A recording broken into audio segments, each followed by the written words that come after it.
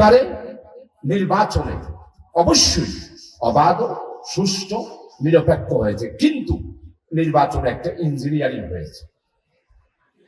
এই ইঞ্জিনিয়ারিংটার ব্যাপারে যারা ষড়যন্ত্র করেছে তাদেরকে একটু চিহ্নিত করে রাখতে হবে না? অবশ্যই তাদেরকে চিহ্নিত করে রাখতে হবে। 2 নম্বরে হ্যাঁ এবং না দুইটা ভোট হয়েছে। হার পক্ষে ভোট পড়েছে 70%, আর নার পক্ষে যারা ভোট দিয়েছেন এরা কারা, আমাদের কিছু বিবেচনা করতে হবে।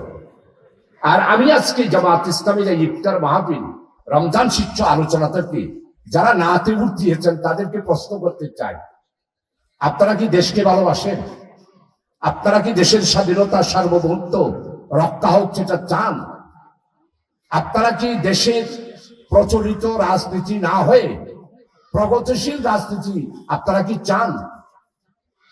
আমার মনে হয় যারা নাতে ভোট দিয়েছেন তারা আমাদের বাংলাদেশের স্বাধীনতা সার্বভৌমত্বে বিশ্বাস করেন না।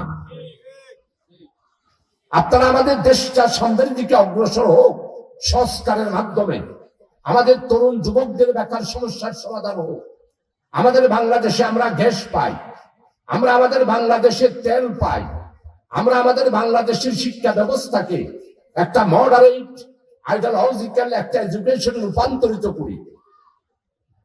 যারা হার পক্ষে ভোট দিয়েছে তারা দেশকে ভালোবাসে, আর যারা নার পক্ষে ভোট দিয়েছেন তারা বাংলাদেশকে বিদেশের হাতে তুলে দেওয়ার ব্যাপারে আপনারা ষড়যন্ত্রে লিপ্ত হয়েছেন।